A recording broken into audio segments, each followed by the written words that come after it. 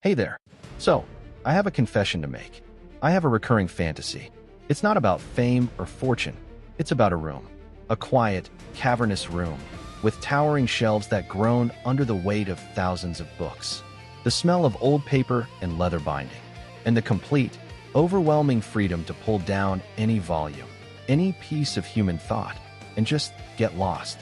I think most of us who love knowledge have that dream. But what if I told you that the greatest, most complete version of that library wasn't built of paper and leather at all? It was built of mud, and it wasn't discovered in some European capital, but in the sands of modern-day Iraq, in the ruins of a palace that belonged to a king with an unquenchable, world-altering hunger for everything. Hey, welcome back. I'm Ibnul J. Farabi, and this is the Curiosity Compendium.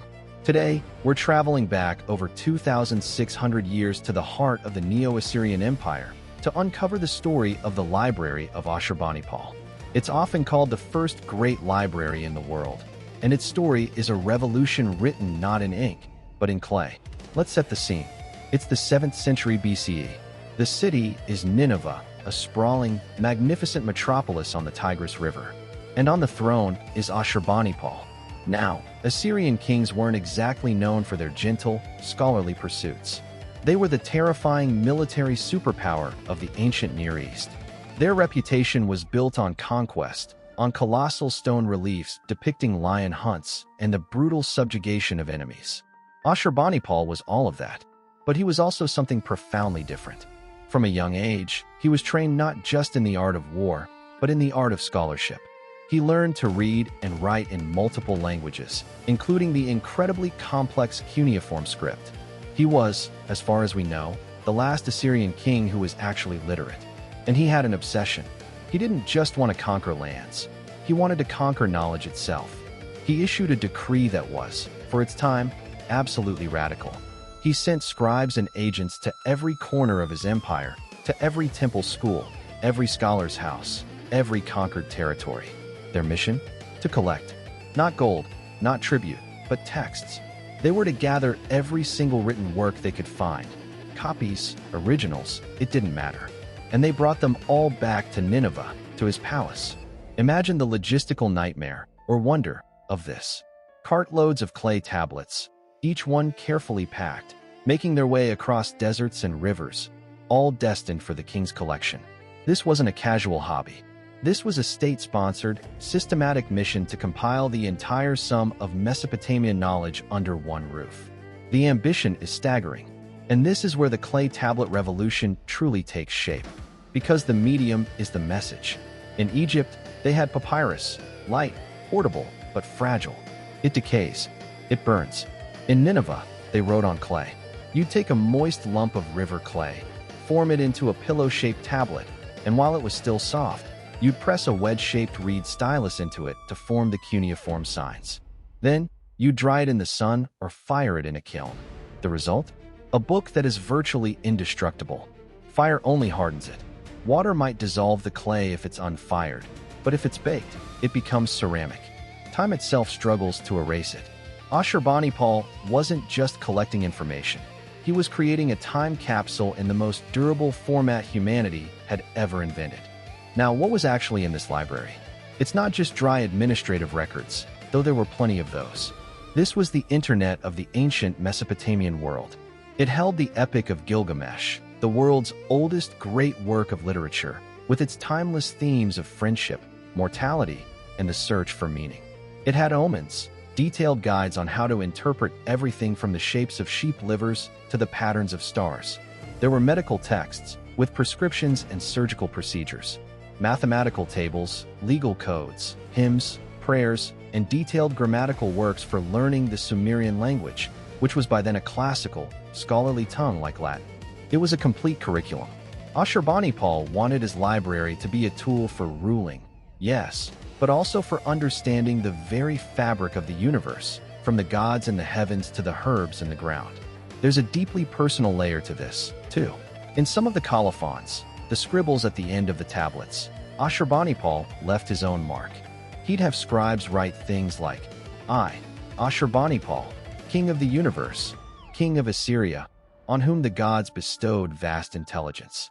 I wrote this tablet in the company of the expert scribes. I checked it, collated it, and placed it in my palace for my royal contemplation. You can feel the pride. This wasn't just a possession, it was an extension of his intellect. He was a curator, an archivist, a scholar king in the truest sense. But all empires fall. Around 612 BCE, a coalition of Babylonians and Medes sacked and burned Nineveh. The magnificent palace, with its library, was set ablaze and buried. For Ashurbanipal, it was a catastrophe. For archaeology, it was a perverse miracle. That fire baked and preserved the very tablets he had so carefully collected. The library wasn't scattered or looted, it was entombed. And there it sat, under mounds of earth, for over 2 millennia. The rediscovery in the mid-19th century is like something out of an adventure novel. British archaeologist Austin Henry Layard and his assistant, Hormuzd Rassam, began digging at the mound of Kuyunjik. They weren't initially looking for a library, they were looking for palace reliefs. But then they started finding clay tablets. At first, just a few, then more, then rooms full of them. They had stumbled upon the Royal Archive. Over 30,000 tablets and fragments were eventually shipped back to the British Museum. The task of deciphering them was Herculean, but as scholars slowly cracked the Cuneiform code, an entire civilization and the mind of its last great king came flooding back into history. Sitting in my apartment in New York, surrounded by my own books and digital devices that hold entire libraries in the cloud, I think about Ashurbanipal's clay tablets. As an engineer, I'm in awe of the durability of the solution. Clay is cheap, abundant, and permanent. In a way, it's a more reliable long-term storage than our hard drives and servers, which need constant migration and are vulnerable to obsolescence. As a storyteller, I'm humbled by the continuity. The Epic of Gilgamesh on a tablet from Nineveh speaks to me as directly as any modern novel about love and loss. But most of all, as someone who believes in the compulsive human need to gather and preserve knowledge, I feel a kinship with that Assyrian king. His methods were imperial, his context utterly alien, but his drive, that drive to collect every story, every fact, every piece of wisdom, to build a fortress against forgetting, that I understand. The Library of Ashurbanipal reminds us that the urge to build repositories of knowledge is ancient and profound. It's a human constant. We go from clay tablets to papyrus scrolls, from parchment codices to printed books, from server farms to the cloud. The technology revolutionizes, but the mission remains: to save what we know, to pass it on, to create a room, whether physical or digital, where curiosity can always go to be fed. So, the next time you fall down a Wikipedia rabbit hole, or lose yourself in a library stack, or even save an article to read later, remember you're participating in a tradition that's nearly 3,000 years old. You're following in the footsteps of scribes carrying clay tablets to a king who believed that to rule a world, you first had to understand it. Thanks for joining me for this deep dive. If you enjoyed unraveling this story with me, please do share this episode with a fellow curious mind.